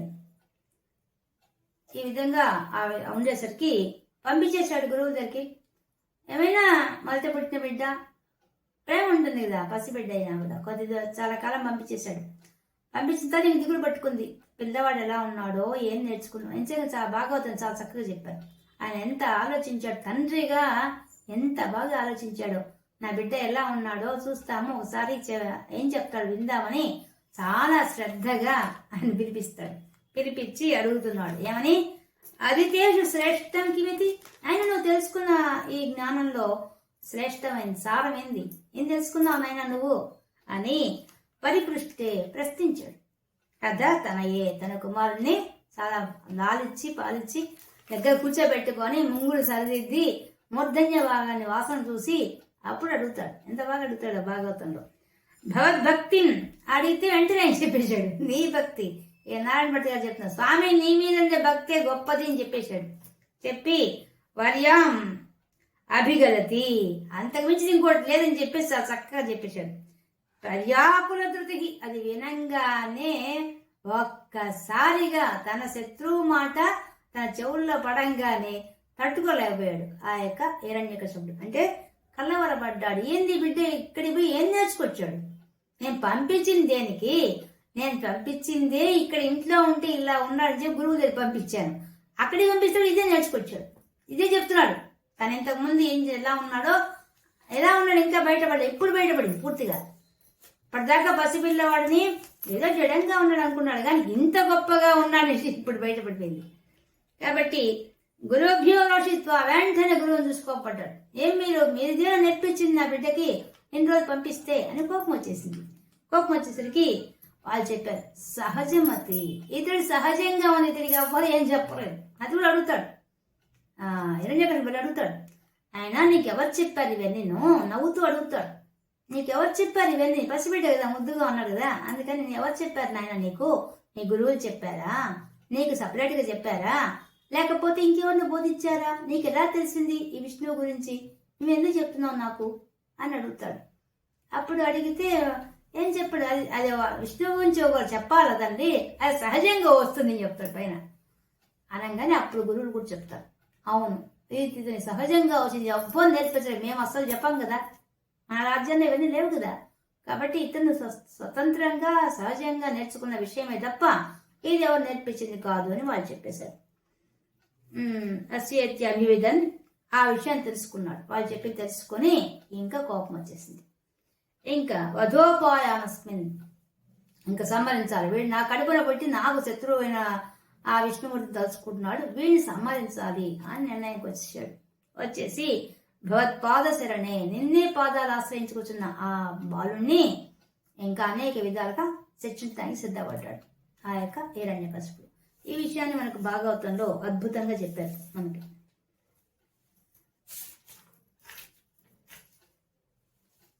అది చదవండి నాయన, నువ్వు చదువు మొదలుపెట్టి ఎన్నాళ్ళైంది కదా, నీ గురువులు నీకు ఏ విధంగా విద్య నేర్పించిరో, నేర్చుకున్నవలసిన బట్టి ఏ ఏ విషయాలు నీకు నేర్పారో దాని సారాంశం తెలుసుకోవాలని కుతూహలం నాకు కలుగుతున్నది.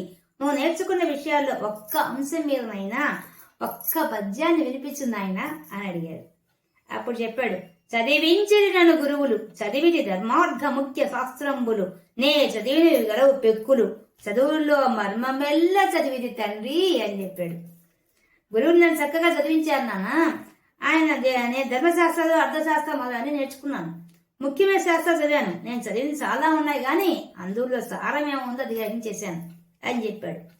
అదేంటంటే మనోవాక్కాయ కర్మల ఏకత్వము, శ్రవణము, దాస్యము, వందనం, అర్చనం, సేవ, ఆత్మనివేదనం, సంకీర్తనం, చింతనం అనే నవవిధ భక్తి మార్గాలు ఆశ్రయించి సర్వాత్ముడైన శ్రీహరిని నమ్మి సజ్జనుడై ఉండుటయే క్షేమకరం అని నేను నమ్ముతున్నాను. ఇదే సత్యము తండ్రి. హరిభక్తి లేని వారి జీవితాలు నిస్సారములు, వ్యర్థములు అని చెప్పేశాడు. శ్రీహరిని పూజించే చేతులే చేతులు, శ్రీనాథుని వర్ణించే నాలుగే నాలుక, శ్రీపతిని చూచే చూపులే చూపులు, శేషసాయికి మొక్కిడి శిరస్సే శిరస్సు, విష్ణువు కథల్ని వినడి చెవులే చెవులు. ఎంతసేవా చెప్తున్నాడు. మధుసూదుని తలయించడి మనస్సే మనస్సు, భగవంతుడికి ప్రదక్షిణ చేయి పాదాలే పాదాలు, పురుషోత్తముని ఎందు నిలిచడి బుద్ధియే బుద్ధి, దేవదేవుని గురించి ఆలోచించడి దినమే దినము, చక్రదార్థాలని గురించి తెలియజేయి చదువే చదువు, గోవిందుని గురించి బోధించు గురువే గురువు, హరిని చేరమని చెప్పాడు తండ్రే తండ్రి. బాగా చొరక వేశాడు గురువులకి తండ్రికి కూడా. శ్రీహరిని సేవించని శరీరం కేవలం గాలితో నిండిన కొలిమి తిత్తి గాని శరీరం అవుతుందా? వైకుంఠుని స్తుతించని నోరు కేవలం ఢమఢమ ధ్వనిగాక నోరు అవుతుందా? హరిపూజ చెయ్యని చెయ్యి కేవలం కర్రతో చేయని తెడ్డు గాని చెయ్యి అవుతుందా? కమలేశం చూడని కన్నులు కేవలం శరీరం అనే గోడను రాంధ్రాలట, గోడకుండే బొక్కలటవి కన్నులు అవుతాయా? చక్రధారిని గురించి ఆలోచించని జన్మ క్షణికమైన, అది నీటి ఉడగ లాంటిది. విష్ణు భక్తి లేని పండితుడు కేవలం 2 కాళ్ల పశువే గాని పండితుడు కాదు తండ్రి అని చెప్పేశాడు. ఎంత ఇదిగా చెప్పాడంటే అంత ఇదిగా చెప్పేశాడు. ఇంత మాట ఇంత ఇంకేమైపోయింది అలా ఆ హిరణ్యకశిపుడు. వినంగానే కోపం వచ్చేసింది. అందుకే అంత కోపం వచ్చింది. కోపం వచ్చి ఇంకా శిక్షలు విధిస్తున్నాడు, భయంకరమైన శిక్షలు. ససులైరావిద్ధ సుబహు మదితో దిగ్గజగణై మహాసర్పై దష్టోపి అనసన గరాహార విదిత గిరీంద్రావక్షి అపి అహహ పరమాత్మన్ ఐ విభో త్వై నస్తాత్మత్వాత్ కిమపి న పీడా మభజత ఏం చెప్పాడు. శూలైరావిద్ధ ఆయన శూలాలు తీసుకొని పొడిచి పెట్టారట అనేక మంది శూలాలతో. సుబహు మదితో దిగ్గజగణై దిగ్గజాలంటే మంచి మదించిన ఏనుగులు తీసుకొచ్చి అనేకం తొక్కిచ్చాడట. మహాసర్పై దష్టో అనేక భయంకరమైన పాములు తీసుకొచ్చి కనిపించాట. అనసన అంటే అసన అంటే తినడం, అనసన అంటే తిండి పెట్టలేదు, నిరాహారం చేసి పారేశాడు. నీళ్లు తిండి ఇవ్వలేదు. మరి గరం అంటే విషం, గరాహారం ఆహారం పెట్టాడు, విషం పెట్టాడు, విద్యుత్ బాధించాడు. గిరీంద్రావక్షిప్త, గిరీంద్రని పెద్ద పర్వతాల పైకి తీసుకుపోయి అక్కడి తోయించాట. అపి అయినా కూడా ఆహా ఏమయ్యా, ఏమాశ్చర్యమయ్యా, ఇన్ని చేస్తే పరమాత్మన్ నువ్వెవడివి, పరమాత్మవి అయి విభా విశ్వమంతా వ్యాపించిన వాడి నీ దగ్గరనా వీళ్ళ ఆటలు, ఆయన ఆటలు సాగల. త్వయి న్యస్తాత్మత్వాత్, అటువంటి సమయంలో ఆ యొక్క పిల్లవాడు, ఆ ప్రహ్లాదుడు నీ అందే మనసుని లగ్నం చేసి కూర్చోన్నాడు. ఏ మాత్రం చెక్కు చెదరకుండా భక్తి అట్లే ఉంది. ఉంటే కిమపి దానివల్ల కొంచెం కూడా నా పీడ మభజత, ఏ మాత్రం బాధపడలేదు. అంత బాధ పెడితే ఒక్క రవ కూడా బాధపడలేదట. ఎంత బాగా దాంట్లో వర్ణిస్తారు మనకి భాగవతంలో. రాక్షసులు రెచ్చిపోయి తనకు చిత్రహింసలు పెడుతుంటే ఆ కుమారుడు మాటి మాటికి ఓ పన్నగసాయి, దానవ భంజన, జగదీశ, దీనశరణ్య, ఓ పరమపావన అని భగవంతుడు స్తుతిస్తాడే గాని కన్నులు నీరు పెట్టుకొనడు. భయంకరుడు కాదు, అటు ఇటు పారిపోడు, చేతులతో అడ్డుకోడు, బంధువుల మధ్యకు పోయి దాంకోడు. ఎంత గొప్ప విషయం అది. ఇది చాలా ఘోరమని తండ్రిపై నిరసన కూడా చేయడు. మిత్రులను సహాయానికి పిలవడు. తల్లి ఇతర పరివారం నివసించే సువర్ణ అంతఃపురంలో కూడా ప్రవేశించలేదు. తలదాచుకోడు. నన్ను కాపాడండి అని కూడా అడగడు. బాధపడు. ఎవరిపైనా మనస్సు కష్టపెట్టుకోడు. ఎవరిని దూషించడు, ద్వేషించడు. మాధవుని ఎందు నిలిపి తన్మయుడి ఆనందించేవాడే గాని ఆర్తనాదం కూడా చేయలేదు కనీసం. అంత ఇదిగా చేస్తే, భయంకరమైన శిక్షలు అన్ని విధిస్తే కనీసము అతడు ఎట్లయినట్టు చూడండి. అంత గొప్పగా భగవంతుని ప్రార్థిస్తూ ఆయన నిలిచిపోయాడు. కానీ వాళ్ళు పెట్టే కష్టాలని అతడు ఏమాత్రం కూడా పట్టించుకోలేదు. అటువంటి వాడు. ఎంత బాగా చెప్పారు దీంట్లో. ఇంకా దాంట్లో చెప్తారండి, సముద్రాల్లో పడవేయించాడు, గదలతో మోదించాడు, పర్వతాన్ని తోయించాడు, ఖడ్గాలతో పొడిచాడు, ఏనుగుంచే తొక్కిచ్చాడు, అగ్నిజ్వాలలో పడవేశాడు, ఆయన మంచి ఎండలు నిలబెట్టాడట, వర్షాలు నిలబెట్టాడట, ఎన్ని చిత్రహింసలు పెట్టారో అన్ని పెట్టాడు. అన్ని ఆయుధాలతో పొడిచారు. కానీ విచిత్రం, అతని శరీరంలో ఒక కరోడ కంది కూడా పోయాడట, కనీసం ఒక రక్తం పొట్టు కూడా బయటికి రాలేదు. అంత గొప్పగా ఉన్నాడు శరీరం. అంటే కారణం ఏంది? ఆ భగవద్భక్తి అంత గొప్పగా ఉండదు, దృఢమైన భక్తి అట్లా చేసింది. అందుకనే కొంచెం కూడా బాధపడలేని నారాయణ భట్టు కూడా చెప్పేశారు.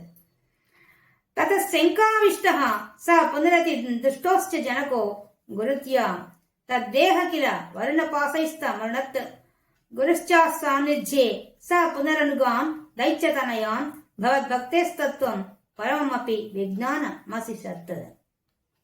ఇంకా ఏం చేశాడు? తత శంకావిష్ట, అతడికి అనుమానం వచ్చేసింది. ఎవరికి? ఆ హిరణ్యకశిపుడికి. హిరణ్యకుడు వచ్చి, ఈ మూర్ఖుణ్ణి సముద్రాల్లో పడవేయించాను, గదలతో మోదించాను, విషాహారం పెట్టించాను, సర్పాలతో కల్పించాను, ఇంకా ఏం చేయాలి నేను? ఇంతకంటే ఏం చేస్తాం? ఖడ్గాలతో పొడిపించాను, ఏనుగులతో తొక్కించాను, అగ్నిజాలంలో పడవేయించాను, భయపెట్టాను, శపించాను, ఎన్నో విధ చిత్రహింసలు పెట్టాను. ఏమి చేసినా వీడు సావటం లేదు. విచిత్రంగా. చిత్రమేమి? ఇదేం చిత్రం? కనీసం పిల్లవాడు కంది కూడా పడుతున్నది, ఏంది ఇది ఇట్లా ఉంది అని అనుకున్నాడు. ఇంకా అనుకొని అంతే శంకావిష్ట, దాంతో అనుమానం వచ్చేసింది. అన్ని పనికి రాకుండా పోతే నేను చేసే పనులని ఏం లాభం లేకుండా ఉంది అని చెప్పి అనుకున్నాడు. అనుకొని స పునరతి దుష్టోశ్చ జనకో, అటు మరలా ఆ దుష్ట జనకుడు, ఆ హిరణ్యకశిపుడు, ఆ ప్రహ్లాదుడికి దుష్టుడైన తండ్రి, ఆ తండ్రి గురుత్యా గురువులను పిలిపించాడు. మళ్ళీ పిలిచి తద్దేహే వాళ్ళ యొక్క ఆశ్రమంలోనే కిల వరుణపాసైస్తమరణత్, ఆ వరుణపాసాలతో బంధించమని చెప్పాడు. వాళ్ళని ఇంకేం చేస్తాడు? ఇంకేదన్నా ప్రయోగం చేయమని చెప్పాడు. వాళ్ళు తీసుకొని కూర్చోబెట్టి అతడికి అర్థశాస్త్రం, కామశాస్త్రం చెప్పారు. ఏది? 5 ఏళ్ళ పిల్లవాడికి 5 నేర్పించారు. కనీసం మాట్లాడేమని. అతడు బాగా శుభ్రంగా వాళ్ళు చెప్తుంటే ఇటు వింటూ అది పట్టించుకోకుండా శుభ్రంగా నారాయణ నామ జపంలో ఉండిపోయాడు. ఏమి వినలేదు. గురోశ్చా సాన్నిధ్యే, వాళ్ళ గురువులు వాడు సంధ్యావందనం చేసుకోవడానికి ఎక్కడికో పోతారు కదా బయటికి, వాడు లేని సమయం చూసి సన్నిధి వాడు సన్నిధిలో లేనప్పుడు ఏం చేశాట, పునరనుగాన్ అక్కడ ఉండే దైత్య తనయాన్ ఆ రాక్షస పిల్లకాయలందరికీ కూడా ఆ గురువులలో ఉంటారు రాక్షస పిల్లకాయలంతా, వాళ్ళందరినీ చేర పిలిచి వాళ్ళకి జ్ఞానబోధ చేసి కూర్చున్నాడు. తనతో తిరిగే ఆ పిల్లకాయలందరికీ కూడా ఆ హరి భక్తిని బాగా నూరిపోసాడు. తనకు దండం ఉండేదదే ఆ శక్తిని వాళ్ళకు కూడా ఇచ్చేసాడు. అది కూడా చాలా చక్కగా చెప్పారు భాగవతంలో. అది చెప్తాడు, వాళ్ళని పిలుస్తాడు పిల్లకాన్ని, రండి రండి వినరండి, మన ఈడు పిల్లలు కొందరు నేలకూలి చనిపోవడం చూస్తున్నాం కదా, మన ఈడు వాళ్లే, మన వయసు వాళ్లే, చిన్న వయసుకే మరణించేవాళ్ళు మనం చూస్తున్నాం కదా. దాని అర్థం ఏమిటి, మనకు చెప్పకుండా మన గురువు పెడదారి పట్టిస్తున్నాడు. దాని అర్థం చెప్పాలి, మోక్షం గురించి చెప్పకుండా మనకు ప్రపంచ విషయాలు చెప్తున్నాడు మన గురువుడు. మీకు తెలిసింది కదా, మీకు అర్థమైంది కదా. మానవ జన్మ బహు దుర్లభమైంది. జన్మలో మనం ఎంతో మంచిని సాధించవచ్చు, లేదా క్షుద్రమైన భోగాలు అనుభవిస్తూ పతనం కావచ్చు. ఏది క్షేమకరమో ఏది శాశ్వతమైన మార్గాన్ని మనం ఎంచుకోవాలి. జీవితంలో సగభాగం నిద్రలో పోగా, ఒక పావు భాగం బాల్యంలో కౌమారంలో క్రీడల్లో పోగా, మిగిలిన భాగం యవ్వనం, భార్య బంధు పరివార ధనార్జన వార్ధక్యం అనే చింతలతో గడిచిపోతుంది. సంసారీక భగవంతుడి గురించి తలుచుకోవడానికి అవకాశం ఎక్కడుంది? ఇలాగే మళ్లీ మళ్లీ జన్మిస్తూ మరణిస్తూ నారాయణ తత్వాన్ని ఏ జన్మలో తెలుసుకోలేక గమ్యం నుండి ఇంకా దూరం దూరంగా జరిగిపోతుంటాం. కాబట్టి ఇది మంచి పద్ధతి కాదు అని ఎంత బాగా చెప్పేటండి. ఆ యొక్క తత్వాన్ని అంత చిన్న ప్రకారం ఏ విధంగా అర్థం కావాలో చెప్తున్నాడు. మానవుడు చేసే సకల కర్మలు ధర్మార్థ కామాన్ని అందిస్తాయి కానీ మోక్షాన్ని తెచ్చిపెట్టవు. ఒక్క జ్ఞానం మాత్రమే మోక్షప్రదము. మోక్షాన్ని ప్రసాదించేవాడు శ్రీమన్నారాయణుడే. ఆయన జీవన రూపంలో సర్వప్రాణి కోటిని వెలిసి ఉన్నాడు కాబట్టి ఆయన అందరూ వెతుక్కుంటూ ఎక్కడికో పోనక్కర్లేదు. ఎవరికి వారు తమ హృదయంలో ఉన్న పరమాత్మను భక్తి శ్రద్ధతో ధ్యానిస్తే చాలని చెప్పేశాడు. ఈ విధంగా ఎంత బాగా చెప్పాడు. చెప్పేసరికి వాళ్ళంతా ఏమైపోయారు, బాగా బోధించేసరికి వాళ్ళంతా కూడా ఇతన్ని అనుసరించేశారు. పైన వాళ్ళు అడుగుతారు, నీకైనా తెలుసు ఇన్ని విషయాలు, నీకు ఎవరు చెప్పారు, మాలాగే మా పక్కన తిరుగుతున్నావు నువ్వు, కానీ నీకు ఇంతటి జ్ఞానం ఎక్కడ వచ్చింది అడుగుతాను. ఇంకా బాగా చాలా వివరంగా ఉన్నది. అడిగినప్పుడు మొత్తం చెప్తాడు, నాకు నారదముని ద్వారా వచ్చింది, మా అమ్మ మర్చిపోయింది, ఆమె గర్భంలో ఉన్నప్పుడేమో నేను విన్నాను, నేను గుర్తుపెట్టుకున్నాను, కానీ మా అమ్మ మళ్ళీ సంసారంలో పడిపోయేసరికి మర్చిపోయింది, కానీ నేను మర్చిపోలేదు, గర్భంలో కూర్చొని విన్నాను నేను, అందువల్ల నాకు ఇదంతా నాకు తెలుసు అని చెప్తాడు. అది అక్కడ చెప్పింది. అది ఆ గురువులు ఏం చేస్తారు, ఇంకా గురువులు ఇక్కడ వ్యతిరేకంగా తయారైపోతారు ప్రకారంతా. మేము ఇంకా మీ చెప్పే పాటలు మేము వినం, అసలు ఆ ప్రహ్లాదుడు చెప్పే పాటలు చాలా బాగున్నాయి, అవే మేము ఆచరిస్తామని చెప్తారు పైన. అప్పుడు ఆ గురువులకు కోపం వచ్చి ఈ ప్రహ్లాదుని తీసుకొచ్చి హిరణ్యకశిపుడి ముందు పడేస్తారు. ఇతను చెడిపోయింది కాక పిల్లకాయని చెడిపేస్తున్నాడు, మా మాట ఎవరు వినడం లేదు ఇక్కడ, ఇక మీరే చూసుకోవాలి మీ పిల్లవాడి సంగతి, మేము ఇంక పట్టించుకోమని చెప్పేస్తారు. ఇతనికి ఎట్లా శిక్షిస్తారో శిక్షించుకోండి మీరే అని చెప్పి వెళ్ళిపోతారు. అప్పుడు పితాసురుణ్మన్ బాల ప్రకరమఖిలం త్వత్స్తుతిపరం ఋషాంధ ప్రహైనం కులహతక కస్తే బలమితి బలం మే వైకుంఠం స్తవచ జగతాం చాపి సబలం స ఏవ త్రైలోక్యం సకలమితి ధీరో యమగదీత్ అడిగాడు. రాగానే పితా శృణ్వన్, ఆ తండ్రి హిరణ్యకశిపుడు శృణ్వన్ విన్నాడు. ఏమని? బాల ప్రకరమఖిలం తత్ స్తుతి పరం, నిన్నే స్తుతి చేయడానికి ఏం చెప్తాడు కదా. ఓ గురువారబ్బా, నిన్ను స్తోత్రం చేస్తున్నటువంటి ఆ రాక్షస ప్రకారంతా కూడా అందరూ మారిపోయారు తెలుసుకొని విని ఋషాంధ కోపాంధకారం పుట్టుకుంది ఆయనకి, పట్టుకొని ప్రాహైనం ఏనం ఆ ప్రహ్లాదతో పలుకుతున్నాడు. ఏమని? కులహతక, ఎట్టబుట్టావురా నా కడుపున్న వంశఘాతకుడా అని చెప్పి, కస్తే బలం ఇది, ఎక్కడనే బలం నీకు, అవన్నీ చూసుకొని నీ బలం. అక్కడ భాగవతం ఇంకా చక్కగా అడుగుతారు. అడిగే విధానం అద్భుతంగా అడుగుతాడు. ఓరి మూర్ఖుడా, ఆచార్యులు చెప్పింది కాదని నీ వాచారత్వం చూపుచూ మన దైత్య సంప్రదాయాల విరుద్ధంగా శత్రువైన హరిని స్తుతిస్తూ రాక్షస బాలులో మోక్షాశక్తి కలిగిస్తావట. నువ్వు కులద్రోహివి, నీచుడవు, నిన్ను చంపవలసిందే, నిన్ను చంపి మన వంశానికి మచ్చరాయి కూడా చేస్తాను. దిక్కులను జయించిన వాడును నేను, దేవేంద్రుని దిక్పాలకులు మధ్య వారంతా వేరే దిక్కు లేక నేనే దిక్కు అని నన్నే తలుచుకుంటారే, మరి నీకెవడురా దిక్కు? ముల్లోకాలను బలవంతుడు నేనే, ఏ సైన్యము సహాయం లేకుండానే నేనొక్కడినే గొప్ప గొప్ప వీరులు ఓడించాను. ఒక్కడు కూడా నా ఎదుట నిలబడగలడు. నీవు పొగుడుతుంటే ఆ వైకుంఠుడు కూడా నా ఎదుట పడడానికి భయపడతాడు. ఎంత మాట అన్నట్టు. అతడే శక్తివంతుడైతే నేను దేవతలు దండించినప్పుడు ఎక్కడికి పోయాడు? ఏం చేస్తున్నాడు ఆయన? వాడిని రక్షించడానికి రాలేదేమి? నువ్వు పితృద్రోహివి, నా శత్రువును కొలుస్తున్నావు, నీ తోడి బాలులను పాడు చేస్తున్నావు, నువ్వు ఎవరి బలం చూసుకుని ఇలాగ మిడిసిపడుతున్నావు, నన్నే ఎదిరిస్తావా? నిన్నిప్పుడే హతమార్చి నా రాక్షస జాతి గౌరవం నిలుపుకుంటాను అని గర్జిస్తూ ఉంటే తండ్రితో బాలుడు అంటున్నాడు, తండ్రి, బలయుతులకు దుర్బలులకు బలమెవ్వడు, నీకు నాకు బ్రహ్మాదులకు బలమెవ్వడు, ప్రాణులకును బలమెవ్వడు, అట్టి విభుడు బలమసురేంద్ర. ఏం చెప్పాడు? లోకములను బలవంతులకును బలహీనులకును ఎవడు బలమో, నీకు నాకు బ్రహ్మాది దేవతలకు కూడా ఎవడు బలమో, సమస్త ప్రాణులకు బలమైన వాడు ఎవరో ఆ ఈశ్వరుడే నాకు కూడా బలం. ఓ మహాత్మా, దిక్కులకు దిక్కైన వాడు, దిక్కులకు కాలానికి అతీతుడు, దిక్కుగల వానికి దిక్కు లేని వాడికి కూడా ఎవడు ఆశ్రయమో వాడే నాకు దిక్కు. ఆ అచ్యుతుడే ఈ విశ్వాన్ని సృష్టించి పోషించి రయింపజేస్తున్నాడు, వినోదిస్తుంటాడు తండ్రి అని చెప్తున్నాడు. ఎంత బాగా అడిగాడు. నాకంటే సంపూర్ణ శక్తి సంపన్నుడు జగన్నాథుడైన రాజు ఈ జీవకోటికి ఇంకెవడున్నాడు రా అని అడుగుతున్నాడు హిరణ్యకశిపుడు. నా సోదరిని చంపిన ఆ హరిని గురించి మొదట ముల్లోకాలు గాలించాను, కానీ వాడు ఈ విశ్వంలోనే ఎక్కడా లేడు. మరి ఎక్కడ దాక్కున్నాడో ఆ పిరికి పంద, చెప్పరా చెప్పు అని గద్దించి అడుగుతున్నాడు.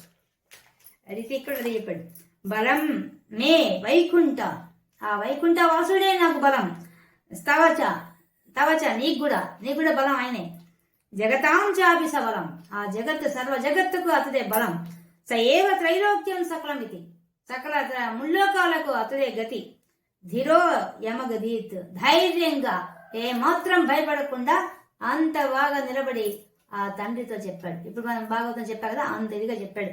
ఏమాత్రం భయపడలేదు, నిర్భయంగా మాట్లాడేశాడు. అంటే భగవంతుని ఆశ్రయించిన వాడికి భయం ఉండదు, అందుకే అంత బాగా చెప్పాడు.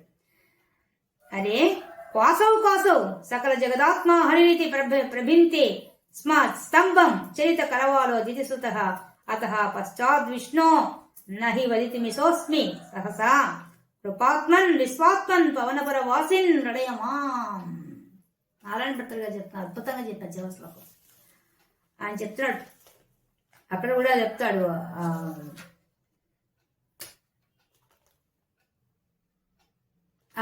ఎక్కడున్నాడు అడిగినప్పుడు చెప్తాడు ప్రహ్లాదుడు, బాగా చెప్తాడు. పరమేశ్వరుడు సముద్రంలో ఉన్నాడు, గాలిలో ఉన్నాడు, ఆకాశంలో ఉన్నాడు, భూమి ఎందున్నాడు, అగ్ని ఎందున్నాడు, అన్ని దిశల్లో ఉన్నాడు, పగటిలో ఉన్నాడు, రాత్రిలో ఉన్నాడు, సూర్యులో ఉన్నాడు, చంద్రుడిలో ఉన్నాడు, ఆత్మ ఎందున్నాడు, ఓంకారంలో ఉన్నాడు, త్రిమూర్తుల్లో ఎందున్నాడు, స్త్రీ పురుష లింగ భేదం లేకుండా ఉన్నాడు, అంతటా ఉన్నాడు. అక్కడ ఇక్కడ వెతకడం దేనికి? ఆ భగవంతుడు ఇక్కడ ఉంటాడు అక్కడ ఉంటాడు అనే సందేహం పెట్టుకోవద్దు. చక్రపాణి అంతటా ఉన్నాడు, ఎక్కడెక్కడ వెతికి చూచినా అక్కడక్కడే కనవస్తాడు అని అచ్యుతుడి గురించి ఇంత గొప్పగా చెప్పాడు. చెప్పేసరికి ఒక్కసారిగా అంటున్నాడు, ఈ 10వ శ్లోకం చెప్పిందని భాగవతం చెప్పారు. ఓరి డింబక, శ్రీహరి అన్ని స్థానాల్లో ఉంటాడని ఎంతో సందడిగా చెప్పుకుంటున్నావే, నీ చక్రిని గిక్రిని ఈ స్తంభంలో చూపగలిగితే చూపించు. ఈ స్తంభంలో నువ్వు హరిని చూపలేకపోతే నీ తలను త్రుంచి వేస్తాను, అప్పుడు చూస్తాను వాడు నిన్ను నిగ్రహించి నిన్ను ఎలాగ రక్షిస్తాడో అని గర్జించిన తండ్రితో పరమ భక్తపాలుడు ప్రశాంతవదనంతో ఉప్పంగి వదనంతో చెప్తున్నాడు. పద్మాసునుడైన బ్రహ్మదేవుడి నుండి గడ్డి వరకు విశ్వమంతా తానే అయి వ్యాపించి ఉన్న ఆ శ్రీహరి ఇంత పెద్ద స్తంభంలో ఉండడా తండ్రి? ఈ స్తంభంలో కూడా ఉన్నాడని ఏ సందేహము లేదు. దంభము లేకుండా చూస్తే ప్రత్యక్ష స్వరూపంలో ఇక్కడే కనపగలడు అని నా ప్రహ్లాద మాటలు విని హిరణ్యకశిపుడు ఒకటాట్టహాసం చేస్తూ చివాలను లేచి సింహాసనాన్ని కిందికి దిగి వచ్చి ఖడ్గాన్ని ఝుళిపిస్తూ ఇలా అన్నాడు, ఎనరా డింబక మూడుడా, విష్ణు విశ్వాత్మకుడిని గొప్పగా వదులుతున్నావు, అయితే వాడు ఇందులో ఉన్నాడా చూపించు అంటూ మదోన్మత్తుడై ఉద్రేగముతో ఆ అసుర చక్రవర్తి ఉగ్ర కాంతులతో చూపడిన అత్యంత దంభాన్ని ప్రదర్శిస్తూ హరిభక్తుడైన ప్రహ్లాదును కమితానందం కలిగినట్లుగా తన అరచేతితో ఆ స్తంభాన్ని ఒక్క వేటు వేశాడు. ఆ దెబ్బకు పెళ్ళపెళ్ళామంటూ విశ్వలింగాలు విరజిమ్ముతూ ఆ స్తంభం బ్రద్దలైంది. అదే విషయాన్ని ఇక్కడ చెప్పాడు. అరే కాసవు ఎక్కడెక్కడ సకల జగదాత్మ హరితి అంతా విశ్వమంతా వ్యాపించిన వాడు అంతటా ఉన్నాడని చెప్పి నువ్వు చెప్తున్నావే ఆత్మస్వరూపంగా ఆ హరి దితిసుత ఆ దితి యొక్క కుమారుడు ఏంటంటే ఆ హిరణ్యకశిపుడు చరిత కరవాలో తన చేతిలో కత్తి తీసుకొని జడిపిస్తున్నాడు, ఖడ్గంతో జడిపిస్తూ స్తంభం ఈ స్తంభంలో ఉన్నాడని చెప్పిన తర్వాత ప్రభింతే యాసి పగలగొట్టేసాడు దాన్ని, పగలగొట్టి అత పశ్చాత్ స్వామి ఆ విధంగా ఆ హిరణ్యకశిపుడు ఆ స్తంభాన్ని పగలగొట్టిన తర్వాత విష్ణు ఓ విశ్వమంతా వ్యాపించిన వాడా నహి వదితు మిసోస్మి సహసా స్వామి ఈయన నారాయణ భట్ గారు చెప్తున్నారు, వినయంతో చెప్తున్నాడు. సహస వెంటనే నేను ఒక్కసారి ఆ యొక్క స్తంభం పైన స్తంభం చూస్తున్నా నీ గురించి నాకు మాటలు రావడం లేదు వర్ణించడానికి. నహి వదితు నేను పలకలేకపోతున్నాను, నాలోంచి మాటలు రావడం లేదు. మిసోస్మి అస్మి నాకు అసలు వెంటనే మాట్లాడడానికి వర్ణించడానికి నాకు చేత కావడం లేదు, చాలా కష్టంగా ఉంది. చూసిన ఇప్పటిదాకా నేను చెప్పిన ఈ విషయం ప్రహ్లాద గురించి చెప్పాను. ఆ ప్రహ్లాద తర్వాత వచ్చే ఆ నరసింహ అవతారాన్ని చూపించాలంటే చెప్పాలంటే నాకు మాటలు రావడం లేదు. కాబట్టి కృపాత్మన్ దయగలవ స్వామి, దయాస్వరూపుడా విశ్వాత్మన్ విశ్వమే ఆత్మస్వరూపం గలవ స్వామి, పవనపురవాసి గురువారప్ప నడయమ్మా నాకు ఆనందం కలిగించే రకంగా నన్ను పలికించు, నీ స్వరూపాన్ని నేను చూచి పలకగల శక్తి నాకు ప్రసాదించమని చెప్పి వేడుకున్నారు నారాయణ భట్రి గారు. అంటే అంత గొప్ప స్థితిలో వచ్చిన ఆ రూపాన్ని వర్ణించలేకపోతున్నాడు ఆయన. అయితే మనకు ఆయన కథలో తెలుస్తుంది, ఆయన చరిత్రలో తెలుస్తోంది. ఆయన పలకలేకపోతే ఆ విష్ణుమూర్తి ఒక స్తంభంలోంచి కనిపించాట నరసింహస్వామి. అది చూసిన తర్వాత దశకంలో ఆ నరసింహ అవతారాన్ని అద్భుతంగా వర్ణించారు, కేవలం మాటలతో చూపించారు. అది గొప్ప విషయం నారాయణ భట్రి గారు. ఈ విధంగా మనకి 10 శ్లోకాల్లో కళ్ళకు కట్టినట్టుగా భాగవతంలో ఏమున్నాయో అన్ని విషయాల్ని కళ్ళకు కట్టినట్టుగా చూపించారు. ఏ విధంగా అయితే ఆ యొక్క హిరణ్యకశిపుడి యొక్క ఉద్ధృతి ఎలా ఉంది, ఆ యొక్క ప్రహ్లాదుడి యొక్క భక్తి పారవస్యం ఎలా ఉంది, అన్ని విషయాలు కూలంకషంగా 10 శ్లోకాల్లో అయినా కూడా సంగ్రహంగా అయినా ఒక విషయాన్ని వదలకుండా ఒక్కొక్క పదంతో చూపించేశాడు. అది గొప్ప విషయం. అక్కడ మనకి ఎంతో విస్తారంగా ఉండే విషయం ఒక పదంలో చెప్పేశారు. కాబట్టి ఈ విధంగా మనకి నారాయణ భట్రి గారు అద్భుతంగా రచించారు. అటువంటి నారాయణ భట్రి గారికి శిరస్సు వంచి పాదాభివందనం చేస్తూ, అలాగే గురువాయూరప్ప అనుగ్రహాన్ని మనం కూడా ఆశిస్తూ, సర్వత్ర గోవింద నామ సంకీర్తనం గోవింద గోవింద.